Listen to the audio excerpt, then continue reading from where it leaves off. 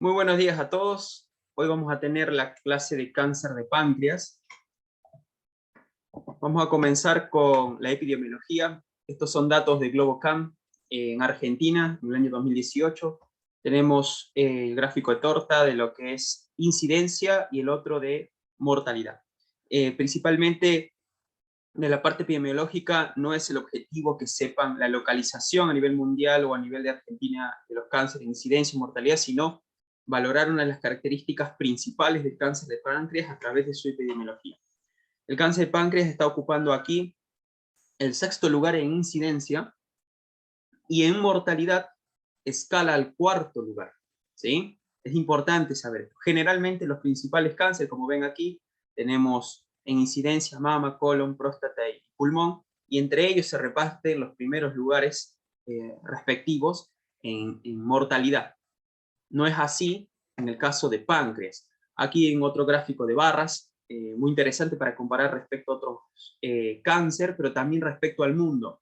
Vemos aquí en el noveno lugar, cáncer de páncreas. Argentina tiene mayor incidencia respecto al mundo, y esto es lo importante que vean, cómo la barra de incidencia es prácticamente la barra de mortalidad, que quiere decir que casi la totalidad de casos diagnosticados con cáncer de próstata fallece.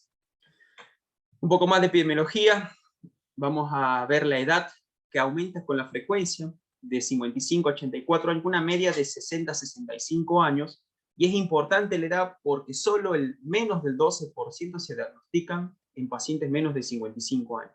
El otro dato importantísimo es que es uno de los cánceres más letales, ya veremos más adelante el motivo de esto, y solo el 2% tiene una sobrevida a los 5 años. Para comprender mejor este dato, quiere decir que independientemente del estadio de diagnóstico y de los tratamientos realizados, a los 5 años de 100 pacientes diagnosticados con cáncer de páncreas, solo 2 están vivos, 98 han fallecido. Factores de riesgo se los dividí en factores ambientales, factores médicos y genéticos. De los factores ambientales conocidos, tabaquismo, alcoholismo, dentro de lo ocupacional, trabajo con derivados de hidrocarburos, con limpieza con aluminio, ¿sí? Y de los factores médicos, las patologías principalmente relacionados al órgano pancreático, pero también al síndrome metabólico, pancreatitis crónica, obesidad, diabetes tipo 2. Factores genéticos. Más allá de los nombres, hay algunos de estos que ya se los he repetido en otras clases, se los vuelvo a repetir los más importantes. El gen BRCA o llamado BRCA, tipo 1, tipo 2, el tipo 2 el que está más asociado, mutaciones KRAS, muy frecuente, uno de los genes que está más mutado y participa en la oncogénesis en casi 40 al 50% del total de cánceres existentes y conocidos en el ser humano, ¿sí? Tenemos otros dos que participa el PAP2, el ciclina 2A, que participan en la regulación del ciclo celular. Los síndromes, los más conocidos, síndrome de Lynch, que lo hemos visto también cáncer de colon, pancreatitis hereditaria, el Peutz-Jeghers, que saben que está asociado a la poliposis, el síndrome polipósico amartomatoso o atípico, también tiene incidencia en el cáncer de páncreas. Y aquí vamos a ver el factor de riesgo. Dentro de lo genético, lo ocupacional y lo médico, el más importante. Vuelvo a aclarar el concepto. Decir factores de riesgo familiares o historia o antecedentes familiares no es lo mismo que factores genéticos.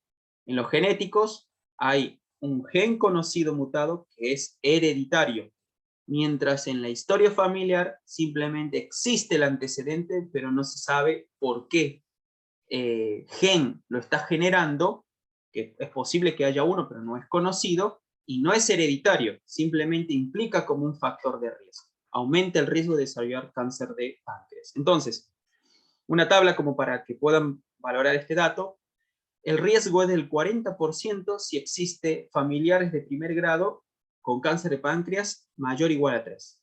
El riesgo cae a un 10% si existe solo 2 familiares de primer grado con antecedente de cáncer de páncreas, y cae solo al 6% si solo existe un familiar. Este es, vuelvo a repetir, el factor de riesgo más importante de cáncer de páncreas. Para rememorar un poco más, antes de entrar a la parte histológica y propiamente a la patológica, es necesario conocer la anatomía. Las relaciones con los órganos, arterias, ¿sí? Irrigación, inervación. Esto nos va a habilitar mucho al cuadro clínico, presentación clínica o sindrómica, los síntomas que van a aparecer, complicaciones que pueden estar asociados, el tratamiento quirúrgico, la complejidad del tratamiento quirúrgico. Como saben, es un órgano, el páncreas, retroperitoneal, y su relación con los otros órganos lo hace de difícil acceso para métodos complementarios o de diagnóstico como biopsia. Y aquí pasamos a lo que es la histología. Importante recordar para entender la clasificación del cáncer de páncreas. Entonces, tenemos el cáncer, el tejido pancreático, el órgano, está compuesto por un páncreas exócrino y otro endocrino. El exócrino ocupa prácticamente la totalidad, el 99% del órgano, mientras solo un 1% el endocrino. Vamos con el endocrino, que es el más fácil, más conocido. Está compuesto por células beta, alfa y delta. Beta es la que produce el glucagón, alfa la que produce la insulina y delta que produce la somatostatina. Dentro del páncreas exócrino está compuesto por células ductales y células acinares, ¿sí? Las ductales son las encargadas de producir agua y bicarbonato, y las células acinares son las que propiamente producen los enzimas digestivas, amilasa, lipasa, ¿sí? De aquí, un poco la fisiopatogenia, comparte similar al cáncer colorectal la secuencia adenoma-carcinoma, que esto es lo conocido históricamente, clínicamente, cómo evoluciona de un adenoma hasta un carcinoma, lleva tiempo, pero la base genética es mucho más compleja que la base fisiopatológica conocida, que está relacionado a genes de mutaciones que inician la cascada oncogénica y después otros genes que la mantienen. Esto se llama genes driver, ¿estamos? O iniciadores, perdón, genes iniciadores y genes drivers o conductores. Dentro de esto, como pueden ver, aparece uno de los más tempranos, el KRAS, uno más tardío, el que la mayoría conoce, el P53. Existen lesiones precursoras, pero son muy difíciles de diagnosticar. Una característica de los tumores pancreáticos es que generalmente aparece el diagnóstico que está en estadios avanzados. Entonces es poco frecuente, vamos a usar esa palabra, diagnosticar las lesiones precursoras, pero existen. Tenemos los llamados PAN-IN, que significan neoplasia pancreática intraepitelial. De acuerdo al tipo, la base genética. Los tipo 1 relacionados a mutaciones, los tipo 2 relacionados a pérdida de reguladores del ciclo, y el tipo 3 relacionado a inactivación de oncogenes. ¿Estamos? Y aquí pueden ver la secuencia que acompaña el adenomacarcinoma. Clasificación. Lo dividí en 3 tipos para poder entenderlos mejor. Según lo clínico imagenológico, lo que uno puede detectar en una ecografía o principalmente en una tomografía. Sólidos o quísticos, principalmente son sólidos.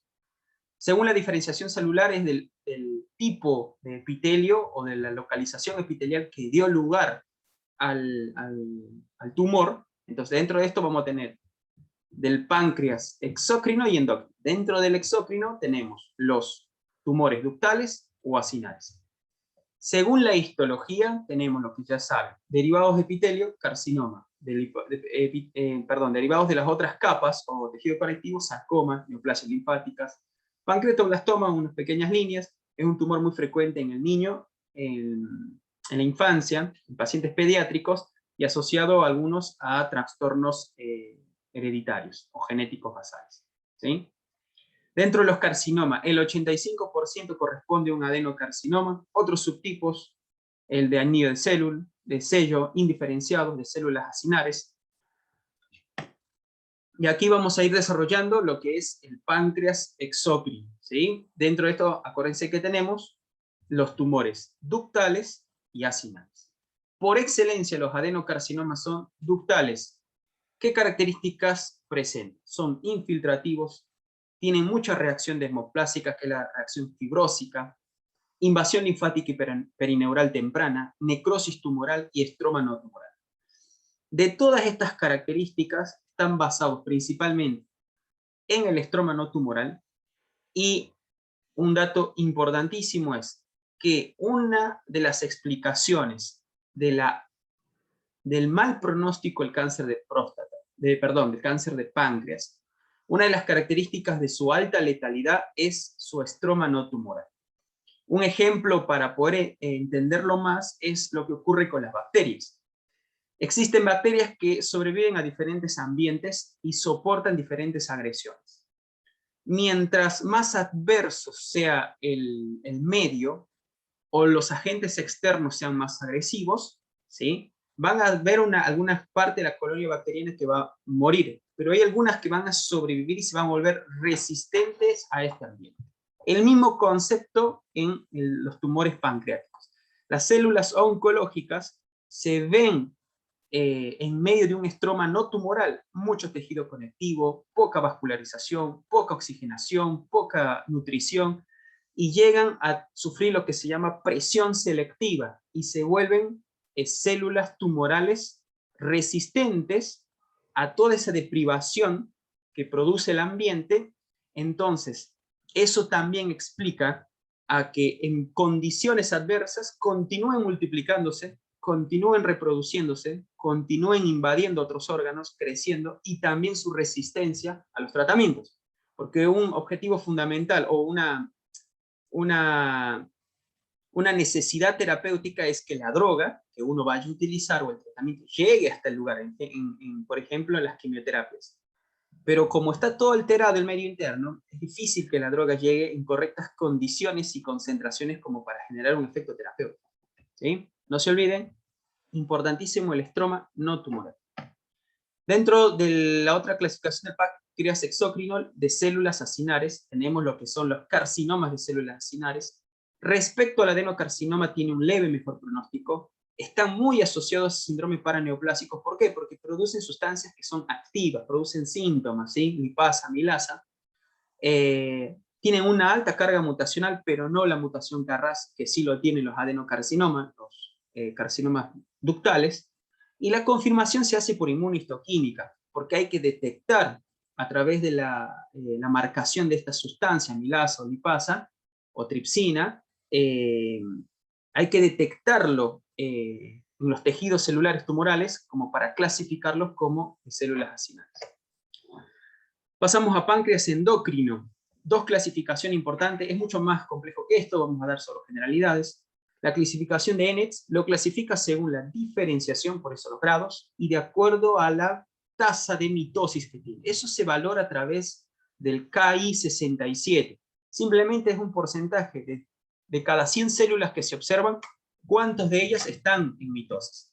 Entonces tenemos grado 1 o muy diferenciados, están relacionados a un Ki menor al 3%, de grado 2 o moderadamente diferenciados asociados a un Ki de 3 al 20%, y un grado 3 o indiferenciados o mal diferenciados con un Ki mayor a 20. El grado 1 y grado 2 están considerados tumores benignos, mientras el grado 3 es considerado un carcinoma. De acuerdo a funcionalidad, según si producen o no hormonas. Son no funcionantes y funcionantes. Ahora, un dato importante a tener aquí en cuenta es, no es solo que produzcan sustancias, sino que sean sustancias activas, que funcionen y que puedan generar un cuadro clínico, ¿sí?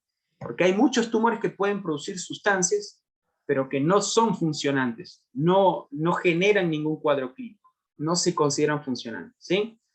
Dentro de esto tenemos los principales: insulinomas, gastrinomas, glucagonomas, somatostatinomas. El más importante, casi en 40% de los casos de frecuencia, es el insulinoma.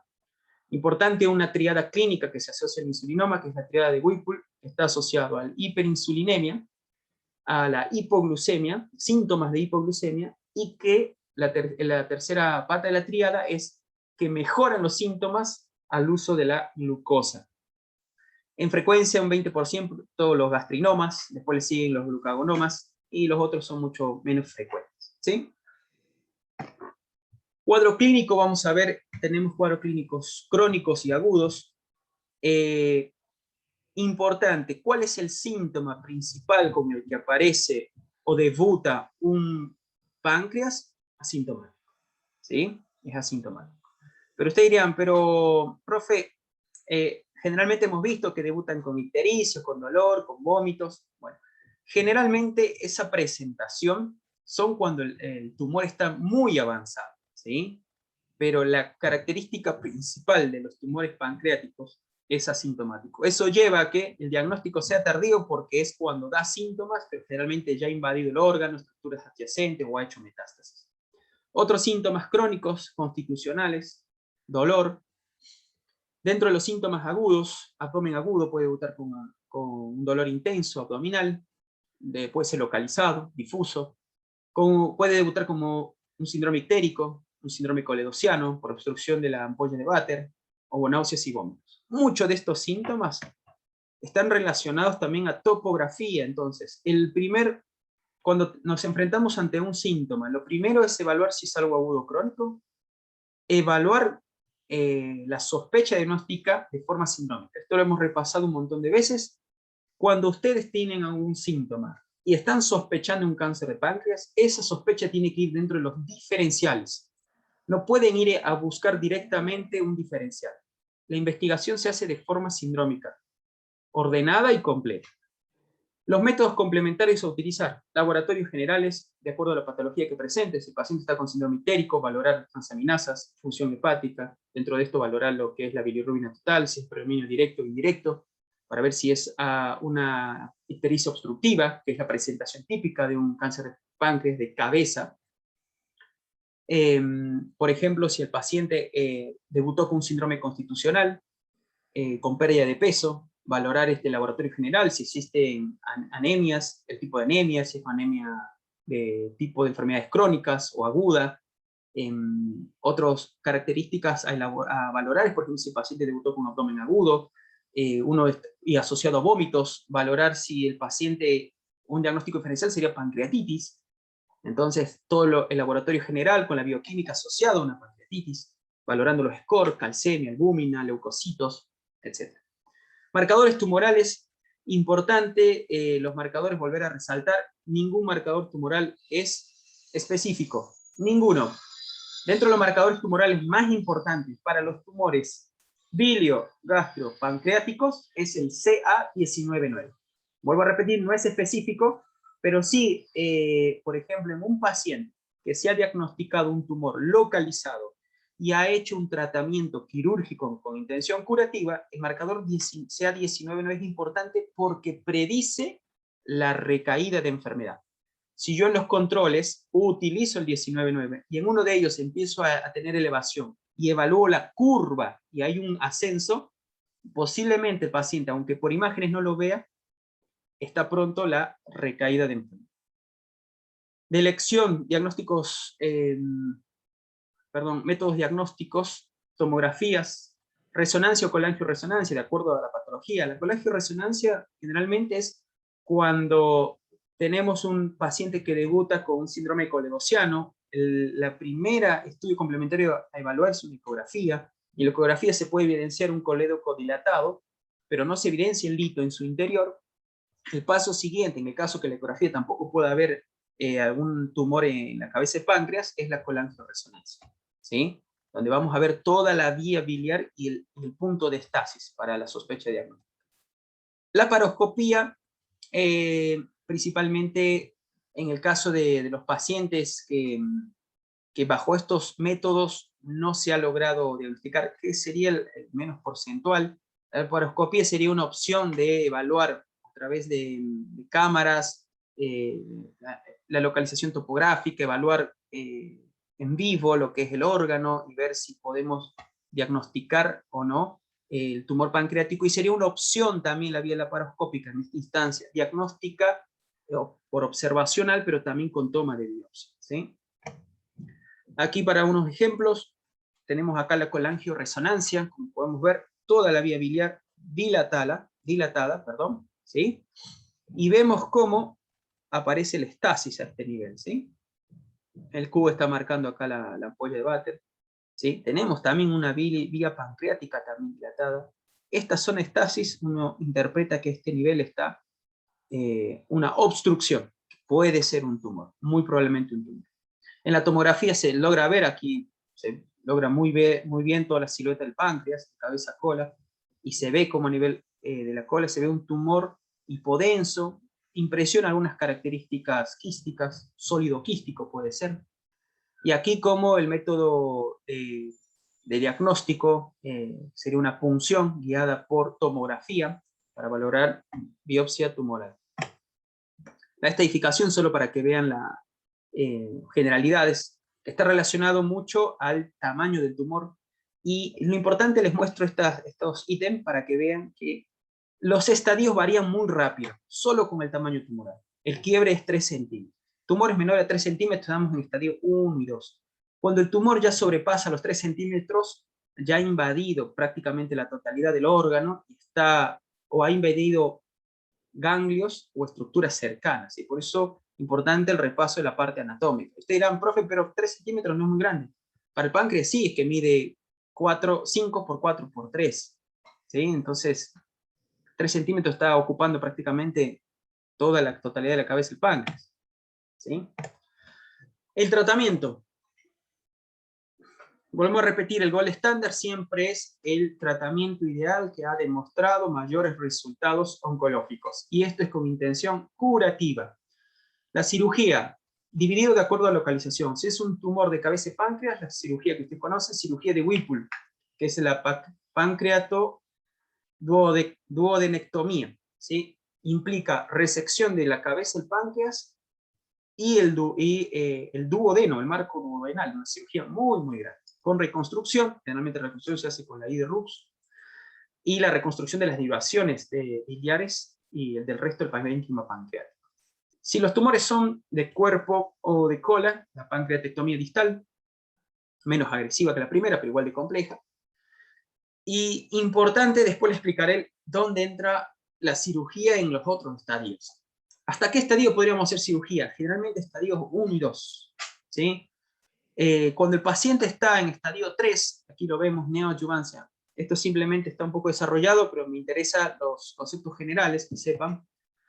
La neoadjuvancia, como saben, es la quimioterapia realizada previo a una cirugía con intención de controlar el avance de la enfermedad, en lo posible reducir, se llama downstaging, que es bajar el estadio para poder, en el caso que sean tumores con criterios no operables, volverlos operables, y si son operables de comienzo, tener mejores resultados oncológicos en la cirugía. O sea, la idea de operar es sacar todo el tumor, es la única forma de ofrecer un beneficio al paciente. Si yo voy a operar y dejo resto tumoral, no he cumplido el objetivo principal de la cirugía.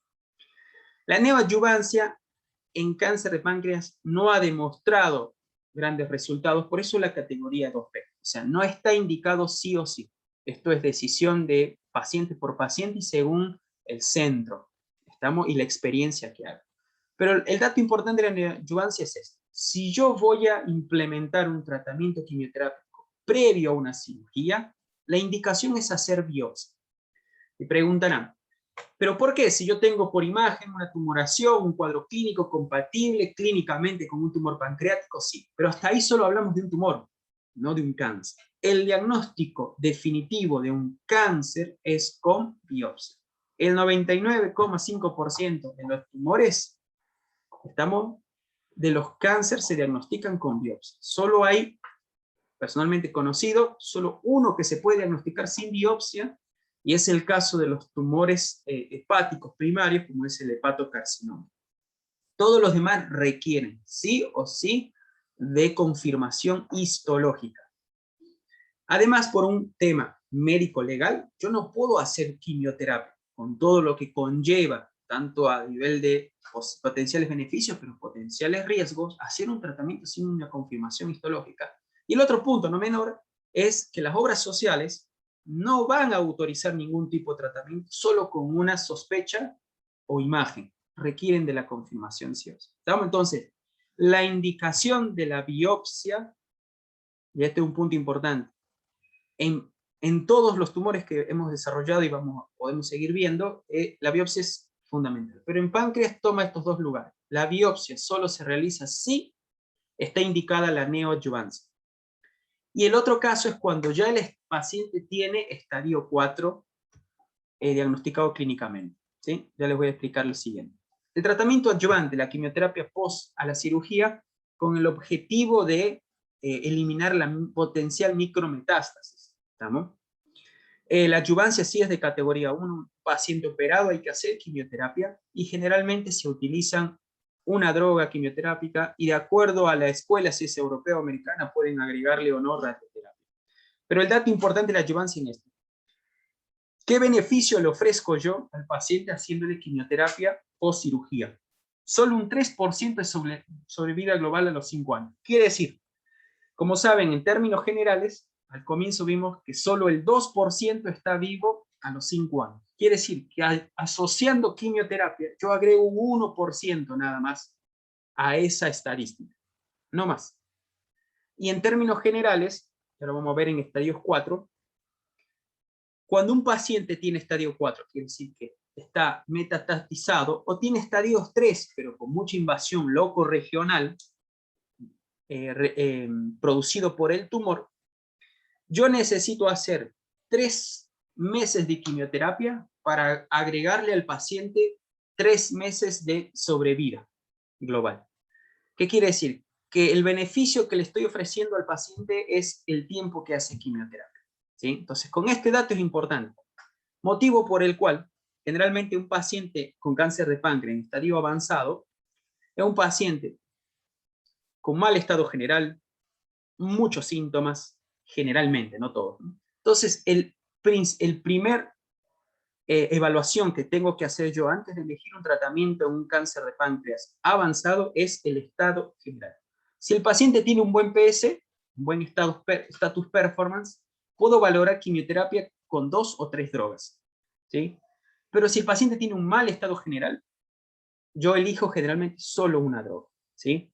¿Cuál es el objetivo entonces, en base a esto que les expliqué, del tratamiento oncológico en una enfermedad avanzada? Es paliar, es paliativo, o sea, es intentar controlar el avance de enfermedad, controlar los síntomas, ¿estamos? Y darle calidad de vida. Dentro de eso, las herramientas, como les dije, quimioterapia, pero también existe la radioterapia, o el caso de dolores que no podamos manejar inclusive con derivados de morfina, con opiáceos, puede ser lo que es la neurolisis del plexo celíaco. Y el drenaje biliar también tiene un lugar, porque muchos de los pacientes con localización de cabeza pancreática o de cuerpo, pero con mucha infiltración, compromiso duodenal, el paciente está con un síndrome ictérico, ictericia, las características son ictericias a predominio directo, muy altas, 15, 20, hasta más. Entonces, un tratamiento paliativo en estos pacientes es hacer un drenaje biliar percutáneo para eliminar la bilis, ¿sí? en una bolsa externa. Es importante que recuerden esto, ¿sí?